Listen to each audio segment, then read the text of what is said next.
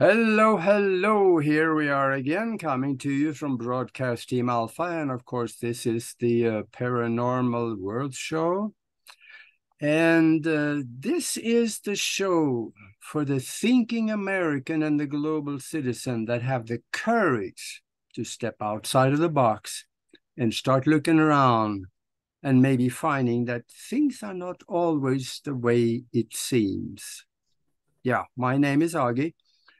And we're coming to you from about 40 some different platforms all around the world, because we are also transmitting through the wonderful platform of the Conscious Awakening Network.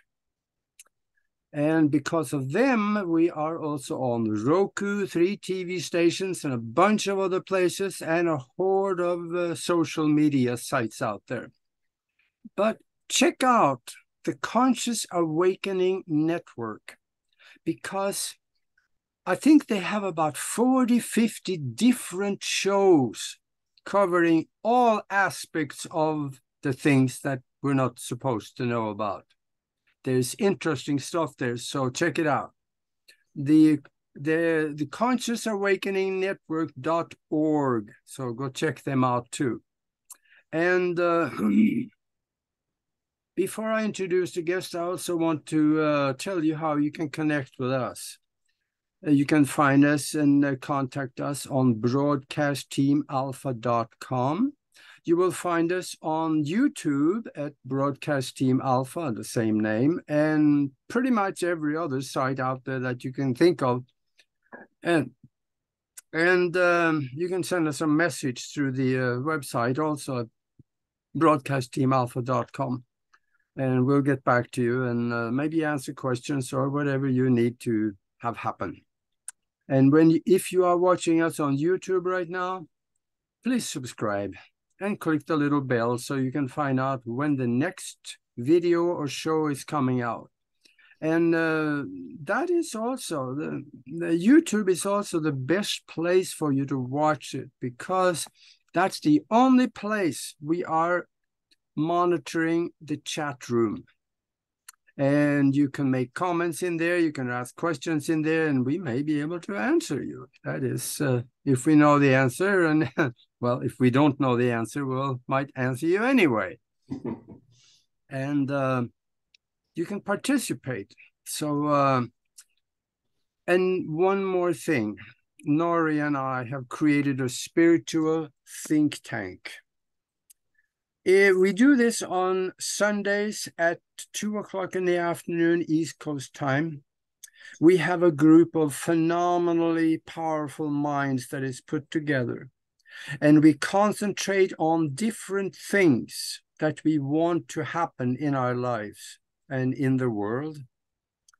And we direct our conscious energy in one direction towards what we want to happen. And it seems like we are reaching into the quantum existence and pulling it into the physical, because it seems like we are creating out of seemingly nothing sometimes, but things happen. And that's how the source works. So if you want to be part of something, come and check it out. Find out if you want to be participate in this mastermind session where we create out of seemingly nothing. Send us an email to themastermindconnection@gmail.com. themastermindconnection@gmail.com.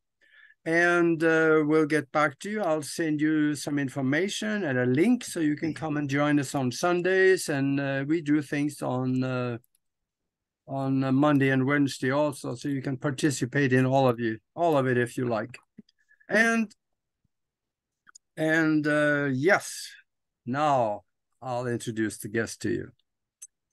We have Jim Edward Lucier.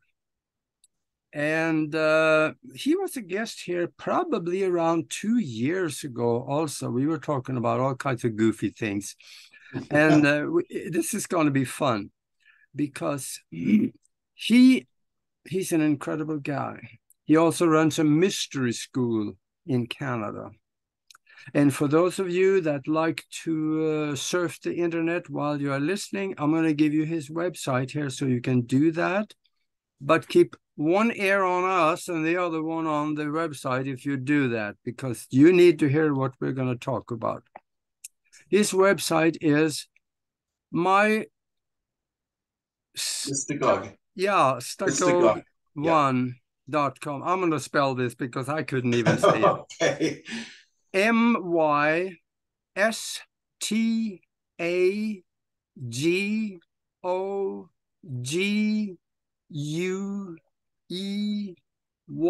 the number one. Yes. .com. And when you get to that website, click on the mystery school at the top in the menu up there. Click on the mystery school and read what he teaches.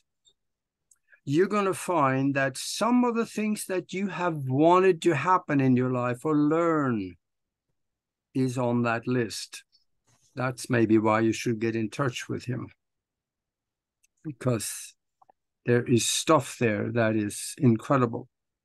So let me say a few things about him first before we get into the meat here. He's been researching the paranormal since he was 9 years old. He made over 1,000 successfully documented premonitions of world events, disasters, economics, and politics. And he has 2 worldwide published oracles through Schiffer Publishing here in the US. Now, Schiffer Publishing, that is a major publishing house. In fact, when I wrote one of my books here about 8-9 years ago, I contacted the major publishing houses, and I was an unknown. They didn't want me, so it's not easy to get into those things. There's got to be things of substance. One of those oracles is called the Tarot Wheel. The other one is I Ching Oracle Wheel. And he may want to talk about that a little bit in the interview here. And he has also 48 books written on Amazon Kindle. Go and look at that. Go to Amazon and go to Kindle and look at the list of books, because chances are you're going to find at least one in there you can't live without. Because he writes about what he teaches in the mystery school. And if you understand the depth of that sentence, you may want to go and have a look. You see, the world is full of people predicting the future, but the future is tricky because there is more than one future. Chances are that you may be in more than one. So your timeline right now started in the past, going through the present, and heading off into the future on the basis of what you thought, said, and did in the past and the present, because that makes it predictable in the future. Then there may be another timeline next to you with you in it, going along parallel to you, where things might be slightly different, because what you're creating here may resonate by some thought or energy or something happening where it resonates to the other one, and you could have something called time slippage. You can slip into the other timeline and you wouldn't even know it. But there, things are different. And then you can come back here or end up staying there. We don't know, because you wouldn't know. So that's why the future is so hard to predict, because there is more than one future. And these different timelines is something that you have actually access to. That's another reason why you should go and check on that mystery school.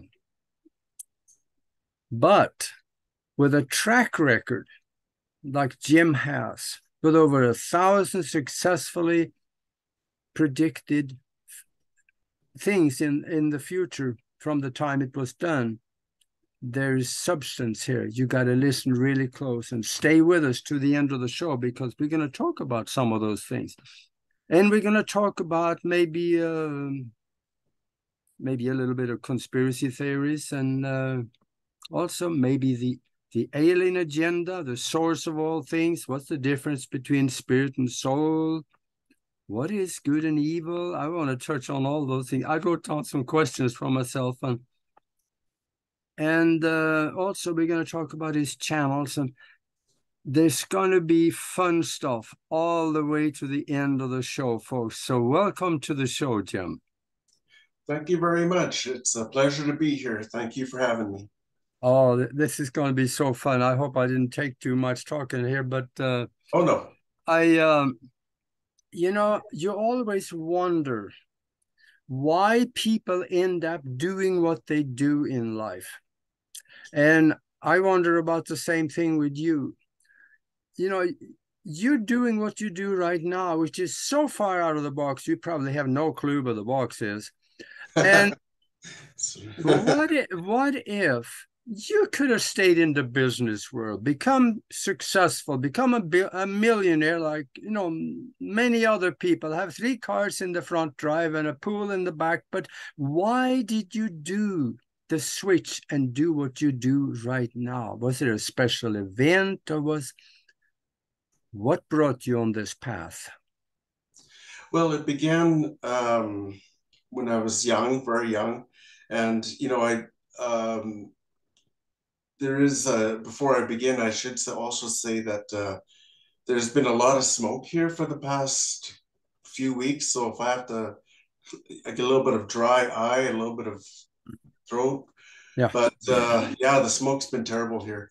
But anyways, I've always had an interest in the mystical, the esoteric, the paranormal. At one time, the paranormal was called the occult, and they took that name away, more or less. People didn't like the connotations to it. Yeah, less religious. Right, yeah, too religious. And it's just a Latin word that just means hidden. Yeah. In astrology, they used to always use that word, say the moon is in a cult. It means it's just hidden. That's all it means. Yeah. But yeah, the paranormal, when I started, uh, when I was a kid, I always loved watching shows about ghosts, UFOs. There wasn't that many at that time. Like I'm 54 now, so this was going way back. And 50, 54 is nothing. You're just a snot-nosed kid. Thank you, Archie. Very well.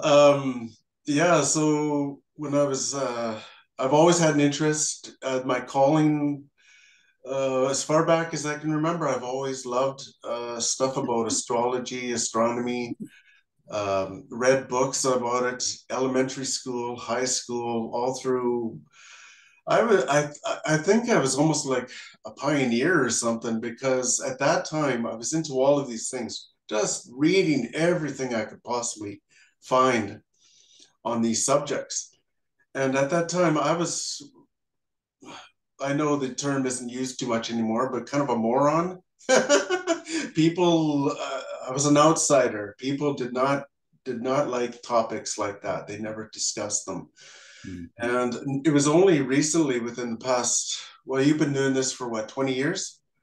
And so it's only been in the past little while that people have really gotten into the paranormal interests with ghosts, UFOs, so forth. There's lots of stuff on television now, and on the internet and TV. And it's really, I feel more like I've come into my age now rather than the past.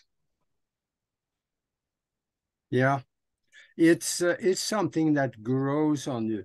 When you start out knowing a little bit, you want to know more, and then when you know more, you want to know more again, and this grows on you. And from what you said, I feel that you had, because of your interest in the past, you may have had some, I'm going to call it pre-birth knowledge and aspirations that is leaking through into this lifetime and kind of forming your direction.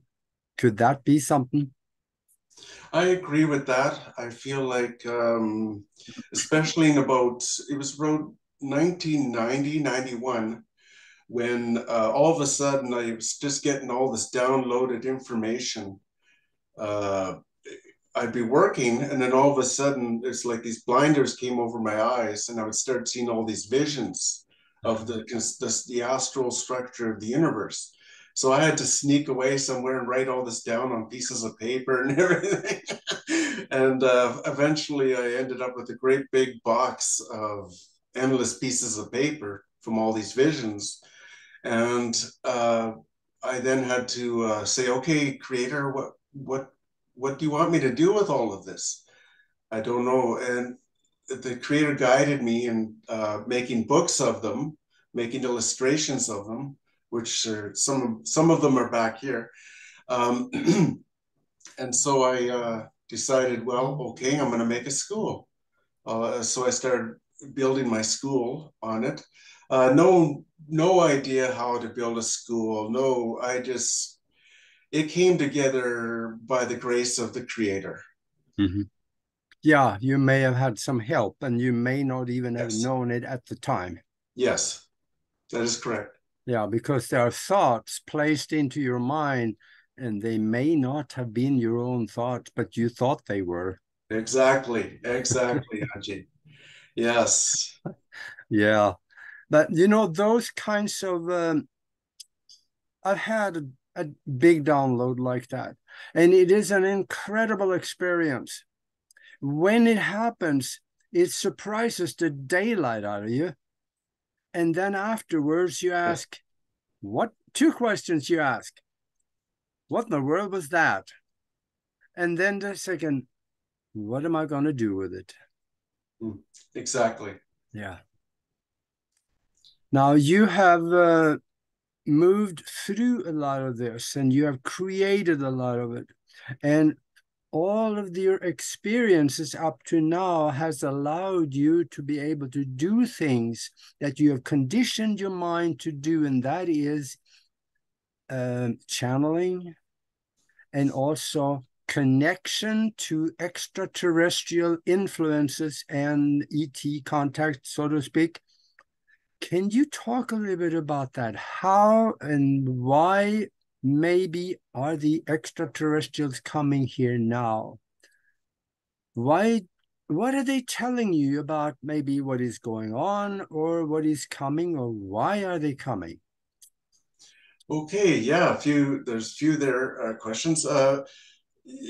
When I was in the 90s, when I was writing all this stuff down or getting all this channeling, I began to realize that this was extraterrestrial philosophy and extraterrestrial knowledge.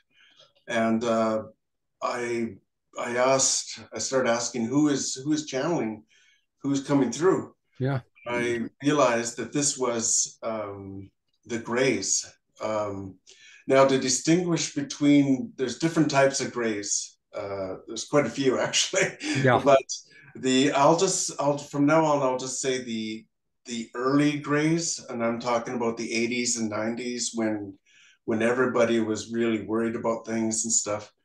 Um, and later I got into more of the Arcturians, and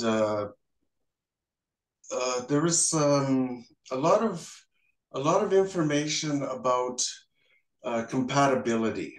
That that seems to be the prime directive of their goal is Mm. compatibility, because these are alien beings from extraterrestrial worlds. They're not from us, even though they may have been here for millions and millions of years. Some of them, others have not, and they're trying to figure out how we work.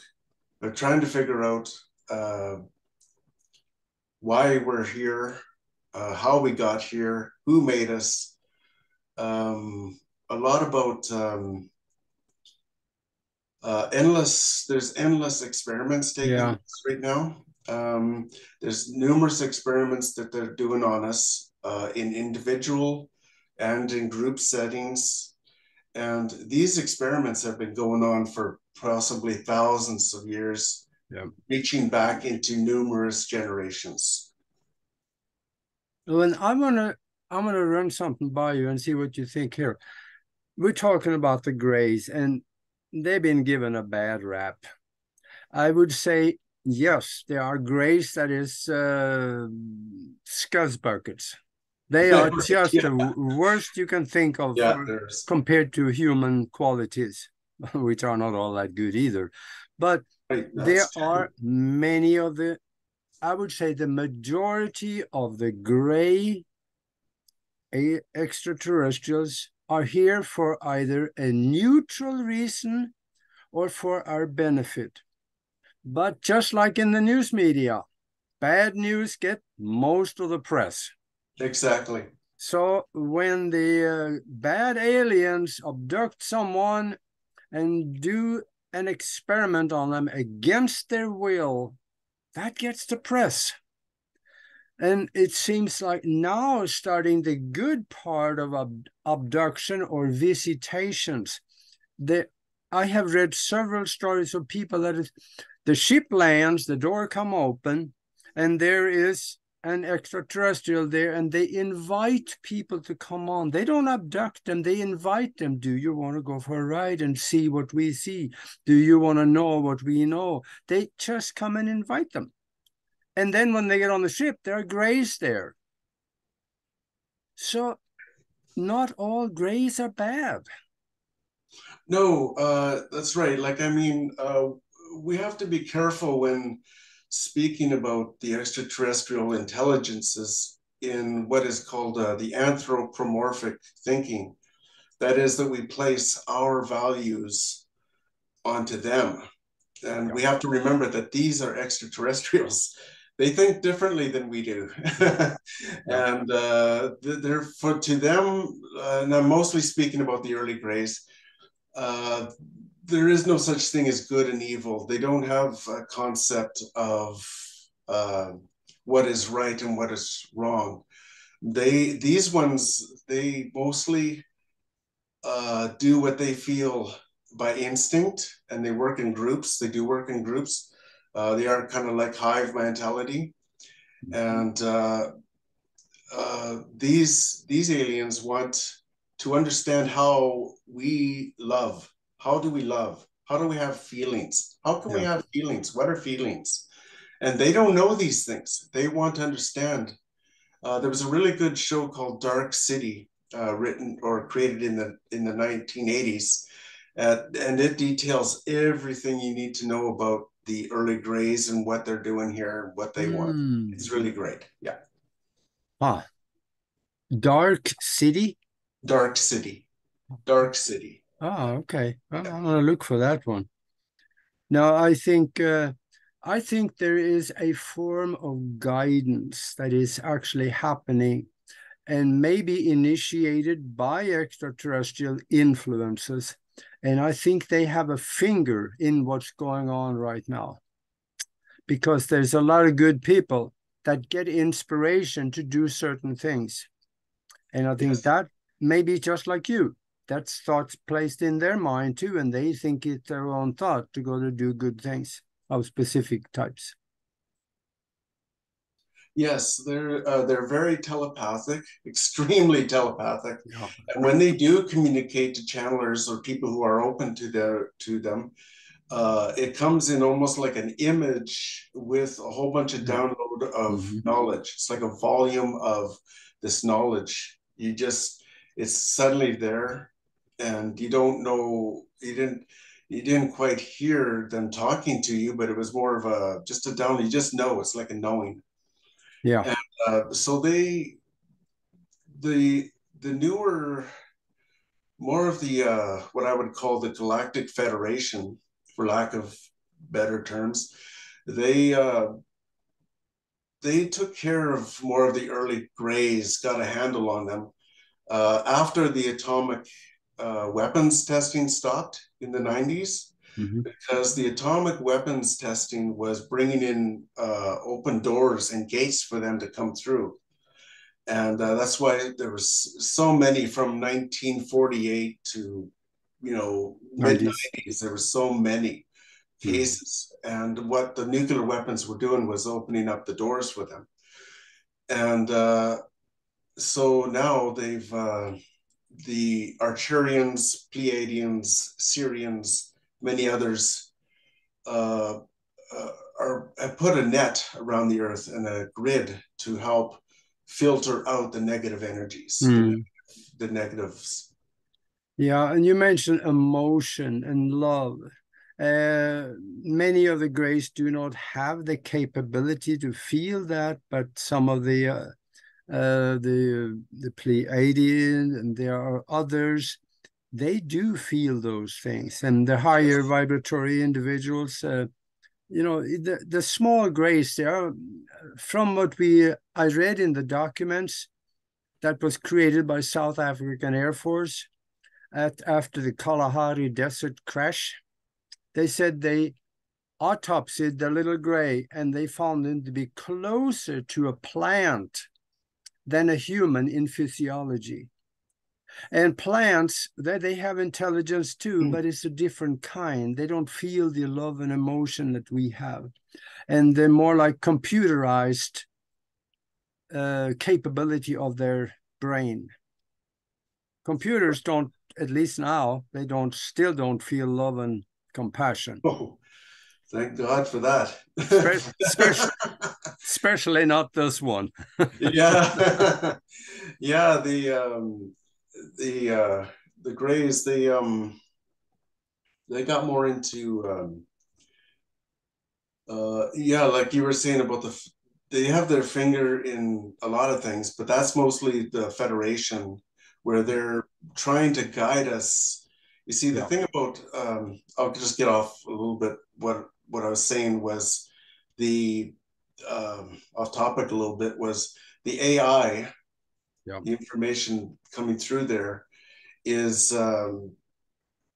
we have to be careful about not becoming so infused and ingrained in our technologies that we lose ourselves. And a lot of these implantations that these aliens are doing is kind of like putting their foot in the door. They're trying to help make sure that we don't become clones and replicas and whatever else, half man, half machine type beings. Yeah. And there are, from what I have found, there are many planetary systems out there, civilizations in space where there were humans. The humans were there, and then they developed AI, and AI took over and got rid of the humans. So now the whole civilization is self-replicating robotic entities that can repair themselves. If we ever discover or create androids that can replicate themselves and repair themselves, we're done for. They don't need us anymore. No, that's right. That's right. All of their experiments as to our individuality and ability to work in groups and would be gone. Yep.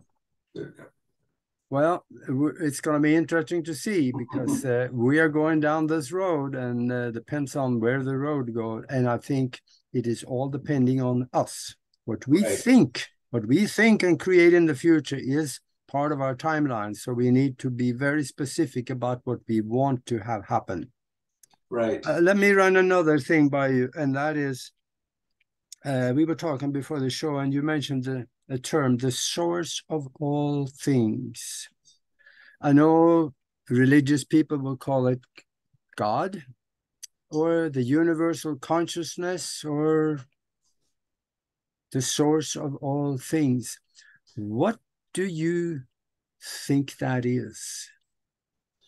Well, in regards, first of all, in regards to the paranormal and everything associated with it, I think the source of the paranormal relies more or less on the elementals. Amy Adams from the Dead Files did a lot of visions about uh, seeing creatures and beings with tentacles and stuff being grounded into the earth. And the elementals, there's earth, wind, fire, and water elementals. And these, like ghosts, some alien types, uh, especially cryptids, they all source themselves on these elemental energies. Mm-hmm. And so that's one source. The other source would be, of course, the creator of all. And the extraterrestrial beings, the Galactic Federation, many people have been abducted. And when they ask who is God or what is God, they say, the aliens say, they call it the creator of all. That's what they know it as, the creator of all. Yeah. And their ships run on love energy. You may have heard that term before, and it sounds kind of corny, but it's an energy that they can manufacture, uh, develop in telepathy in such mass quantities that they can travel by thought. They can do almost anything. They're incredible beings. Yeah. Yeah, they can, I guess we should call it telekinesis sometime is a term used, but there's more to it than just telekinesis. There is consciousness can create and manipulate the physical world. A good Yes. example was that for something that is called the Helgoland, UFO crash back in the 1960s. That was in the Helgoland Island up in the northern part of the North Sea. There was a 60-meter long alien spacecraft that crashed there. Oh, wow. Wow. And when they got into it, yeah, they found extraterrestrials, but they found also there was a ship, but it had no engine, no motors. There was just a place in one end of it underneath where there was someone sitting. Evidently, it appears as they had their hands on a panel, but there were no engines driving it. So it was flown by consciousness. Yes, that would be. And this is something that extraterrestrials do. Many of them, not all of them, but many of them have this capability. Yes. In many of my channelings and much in my school, the Federation, they teach that there's two space-time curvatures to the universe, not just one. We know of the one by Einstein, but there's a second one. And that's where you get the dualities and the polarities. You get the weaving of the DNA, all kinds of spirals and so forth in nature. Uh, it took these two curvatures is what causes energy to have charge and friction. It's the actual source of energy itself and mass. That's what mass and energy is like whenever there's a movement in energy of any type, a particle, a wave, there's always a charge associated with it.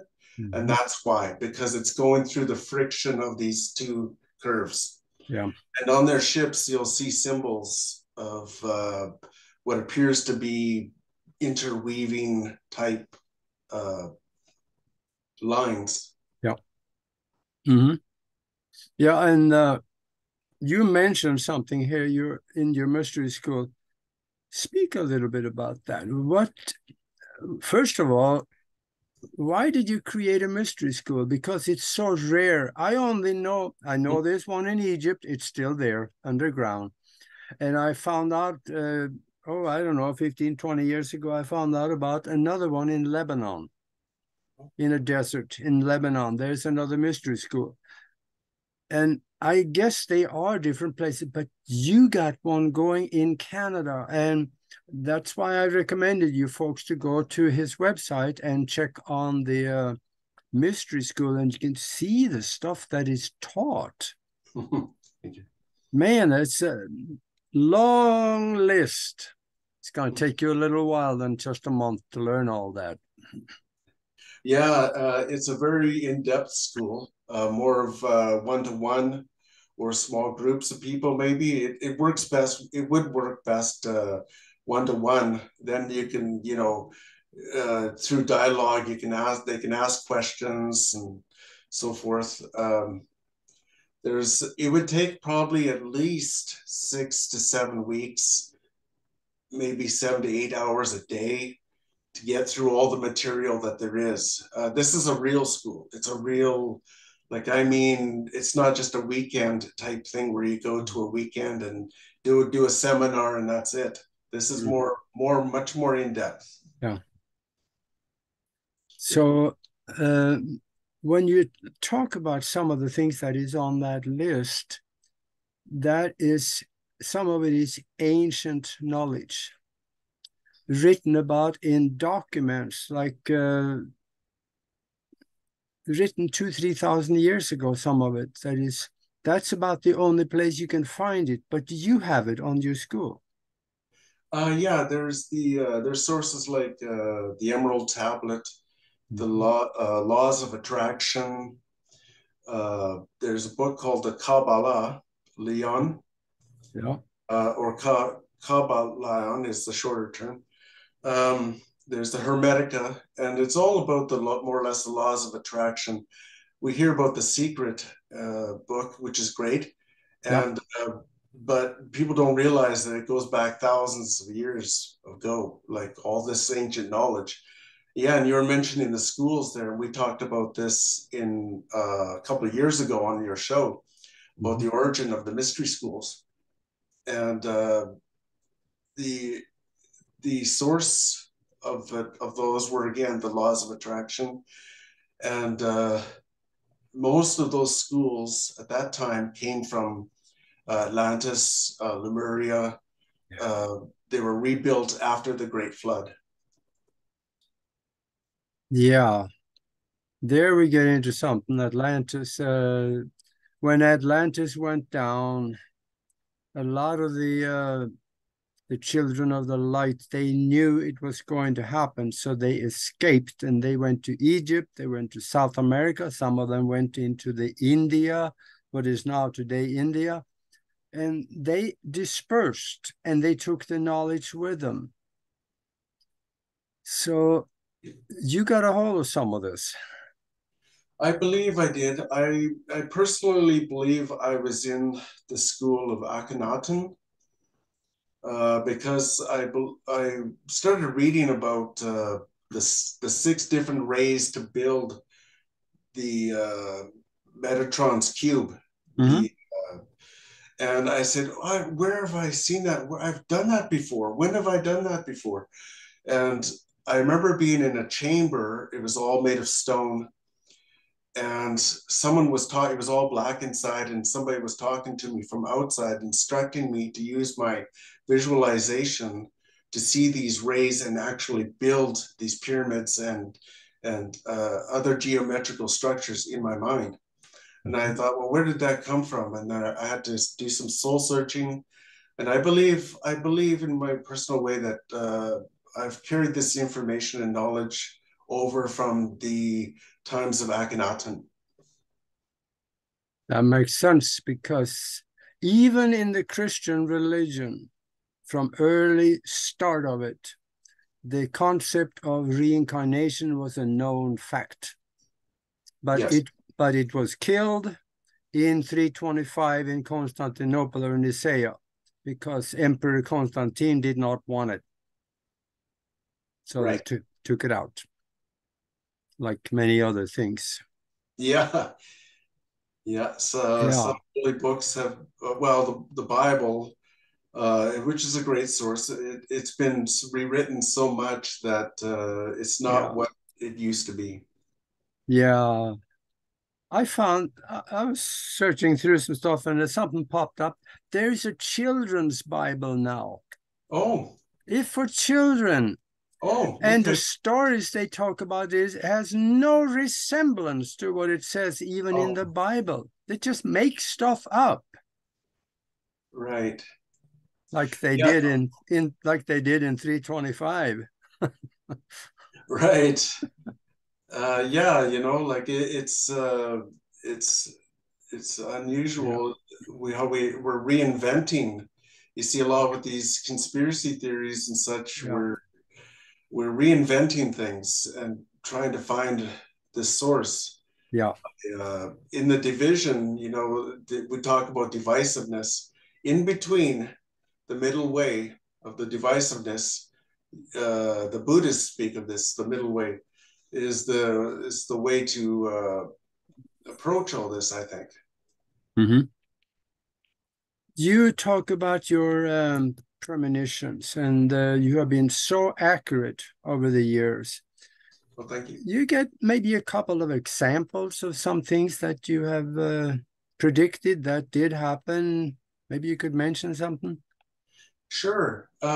First of all, like when my dad passed away about 10 years ago, uh, the clairvoyant ability started to wane. Uh, I don't know how or why, uh, but I don't get as much clairvoyance anymore in relation to premonitions. But when my dad was alive, wow, it was like a storm. And Mhm. so now uh, I almost lost my train of thought there. Yeah, some of the more extravagant or some premonition that happened Ah, yes, yes, yes. that you could maybe mention. Oh, right, yeah.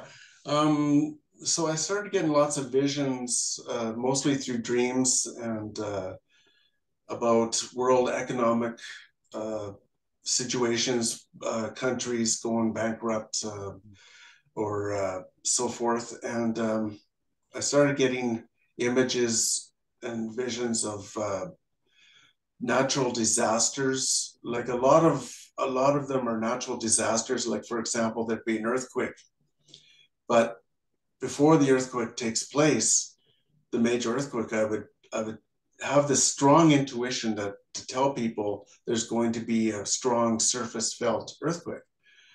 And lo and behold, 2 days, 3 days later, there was a very strong surface felt earthquake. And I've documented these along with my blogs and so forth, so you can cross reference if you like. Um, yeah, there's many examples of. I knew President Obama was going to be the president almost a year and a half before he even chose to run for president.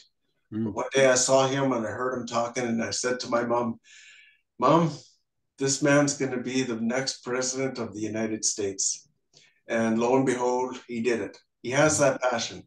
I'm kind of hoping, I can't remember his first name, but I'm kind of hoping Jeffries will run. He's got that same passion. He's got that same uh, let's go out there and get it done sort of thing, and a unification type thing. But yeah, I've had premonitions of successful premonitions of presidents of France, Spain, England, um, of course, the United States, Canada, Mexico, uh, Yeah, Iran, Iraq, quite a few, yeah, Afghanistan. yeah. Yeah. And I remember listening to the Art Bell show, and he kept saying, "I can feel there's something big coming." Have you had any premonition of anything that could relate to what Art Bell talked about? Something really big between your premonition and what may be the extraterrestrials have indicated for you possibly to consider? Yes. As we move away from Pisces and enter Aquarius, um, all this division, divisiveness going on in the world, or anxiety about different realities, is bringing in something that is coming in through the middle way. It's coming into us, a new way of thinking, a new attitudes, new technologies, new ways of understanding. There's a lot of it has, the big thing has to do with the awakening of what's known as the indigo children. There's the crystal children, there's the rainbow children. They're now in pretty much fruition, where they're really going to start causing sort of like a collective conscious change. And it's gonna shift like the North and South Pole. That's another thing that's going to happen pretty soon. Exactly when, I don't know, but it is going to happen relatively soon. So this big shift in consciousness is what is the big, that's the big thing. I know this sounds really wishy-washy, but one day we're going to wake up in the morning and there's going to be no more war in Ukraine. There's going to be an announcement of Mexico has started the announcement actually about the alien existence. Yep. And that's going to carry on, and other countries are going to start saying, yeah, we have seen many UFOs, we have tracked them, we know they're real. And so the big thing of the future is going to be multifaceted. Yeah. Human consciousness is really going to start to shift to more of a peaceful world, and it's going to happen suddenly. Like I said, we'll just wake up one morning and the shift has happened. Yeah. And we're going to be seeing a lot more alien UFO type beings in the skies everywhere, and that's also part of the big change. There you said something. That's something that I saw. There were one day when you suddenly walk outside and there are thousands of ships sitting in the sky. Some huge ones and some smaller ones. Have you seen anything like that? No, I haven't. I haven't, like, not with my natural eyes. I've seen a lot of orbs, like things. My mom has seen a lot of them when she was young, all the way growing up. My dad has seen a lot of them, and they look like satellites that are flying in the sky, but they're much closer. And then all of a sudden, it'll make a 90-degree turn, and it'll start going like this. And you're like, okay, that's no satellite. That's not a satellite. Yeah, so I think that's really going to increase. The thing about the big ships, people see, I don't think that's going to happen, in my own personal opinion, for quite a while, because I don't think their agenda is to frighten us or to scare us or to take over anything. They want to help us, but they also want us to evolve in our own natural way, because that helps their experiments. They have numerous experiments going on. And every time, if you can think of an experiment that they're conducting, they're doing it. It's all being done all at once. And they don't want to interfere with that too much. In some respects, yes, but for the most part, they want us to continue as we are. It's not about invasion or suddenly waking up and you see millions of ships or whatever. I mean, it could happen. It could happen. I don't know. Yeah. But I suspect that. Okay, sorry. Go ahead. Yeah, I think too that there are some extraterrestrials that are in contact with world leaders. Yes. Because the world leaders have said so.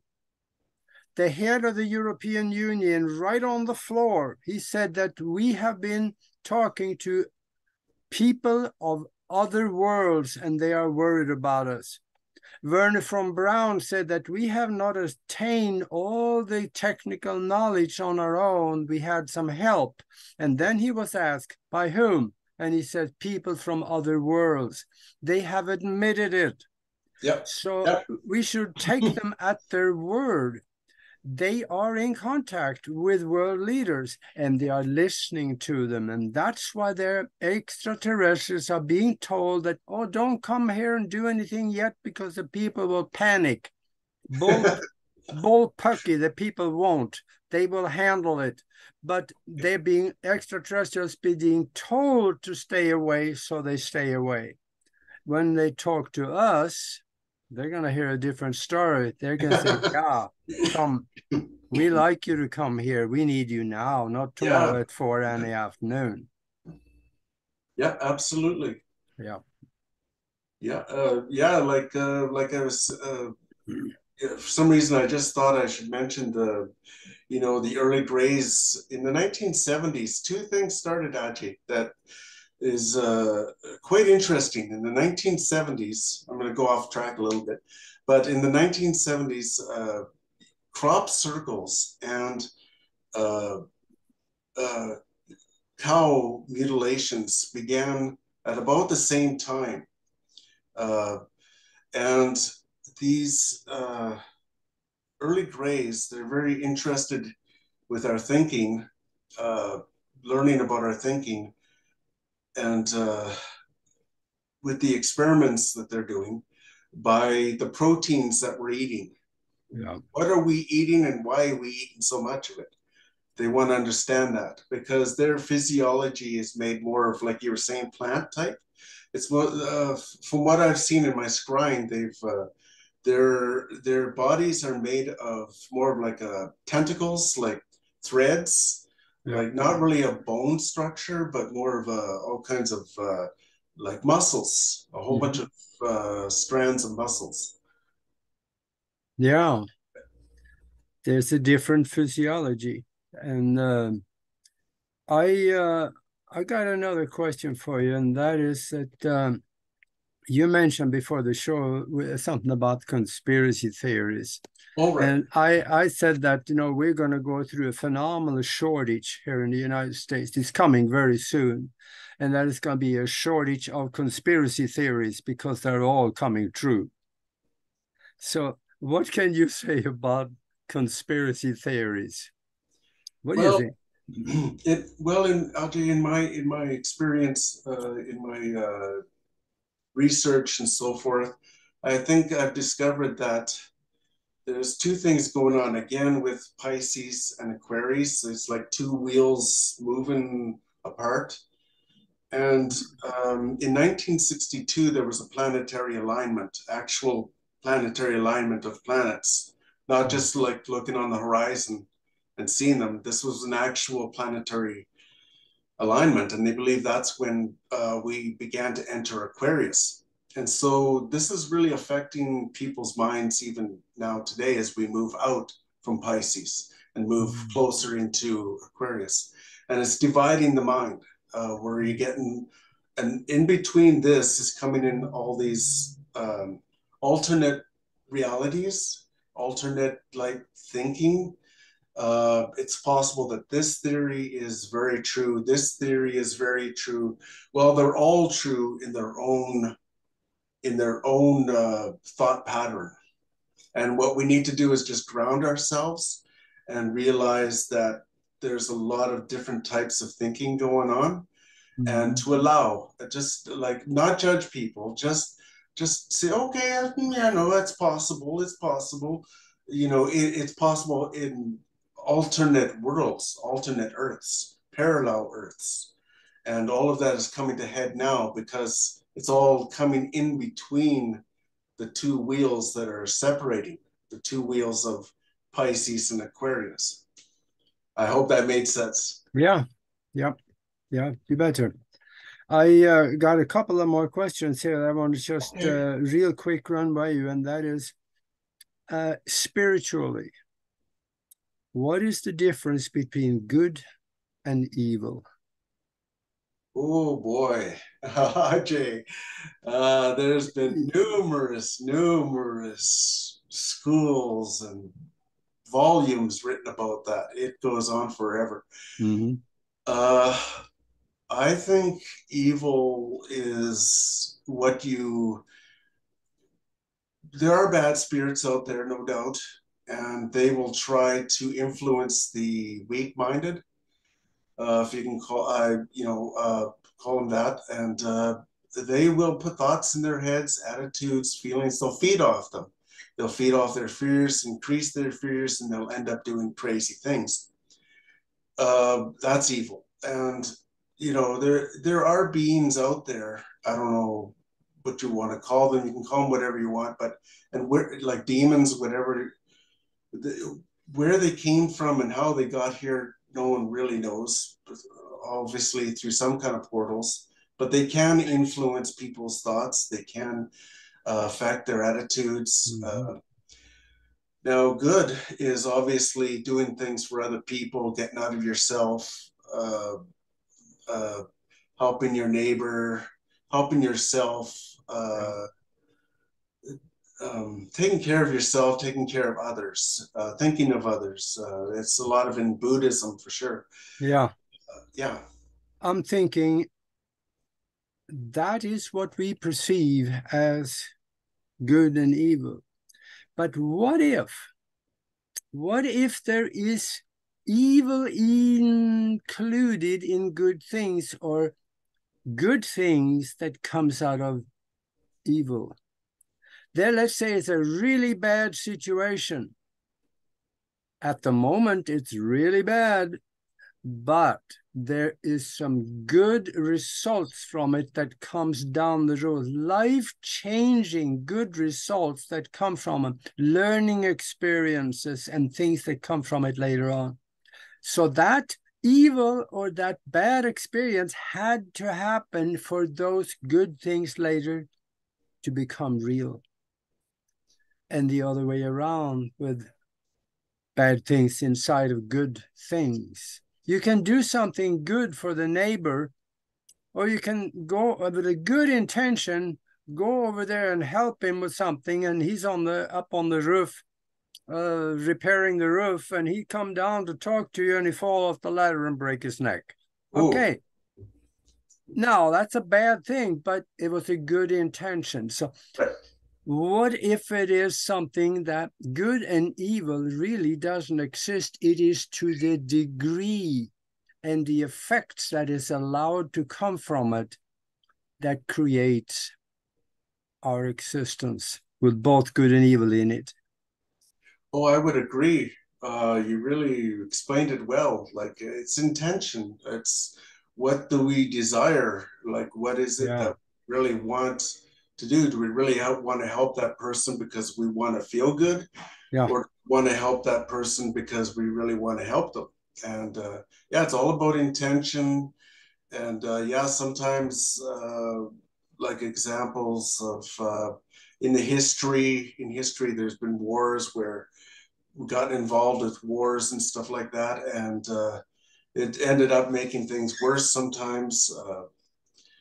Yeah. Uh, yeah, a lot of good intentions can go wrong because like life Yes. changes very quickly. Yeah. Yes. Absolutely. Now, where can people go to read some of your channelings? Oh, it's www Mystagogue or one.com. Yeah. Mystagogue1.com. Yeah. And that is, I got to spell that again. That's Mystagogue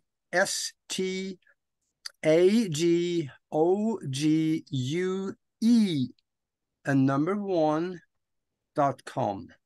Right. So yeah, go there, and it's going to be in the text below this show anyway when it goes out to the 40 some different platforms, and go there and look into the channelings and the premonitions. There is a lot of meat in there because much of that has actually already happened. Yes. So I would say, what about there is one question that I love to ask people, and I don't tell them about the question beforehand because I want to surprise them. Okay. And that is, if you could talk to the whole world, Jim, and the world was listening, what would you tell them? Well, I would say to first of all listen, be open-minded, don't judge. There's that old saying in every text, in every religious text, every faith text, it says, "Do not judge, lest you be judged." And that's karma. That's just what goes around comes around. Yep. So let's treat each other with some kindness, some dignity, respect, compromise, dialogue, listen, and let's open up our hearts. Yes, that's good advice. And what you said first about listening, there is a reason why we have two ears and one mouth, because we should use them accordingly. Right. When you listen, you learn new things. When you talk, you only talk from memory, so you already know what you talk about. Learn new things. Listen. Absolutely. Hey, thank you very much, Jim. This was interesting, and Thank you, Ajay. there is so much to talk about. I got a bunch of more points on here we never did get to talk about, so we need to do this again sometime. Sure, I'd be delighted. Yeah. Yes, thank you. Okay. Well then, and then in the meantime, for those of you out there listening now, if you're on YouTube, please subscribe and click the bell so you will know when the next video or show comes out. And then there's one more thing I want you to do, and that is to be good to each other. We'll see you soon.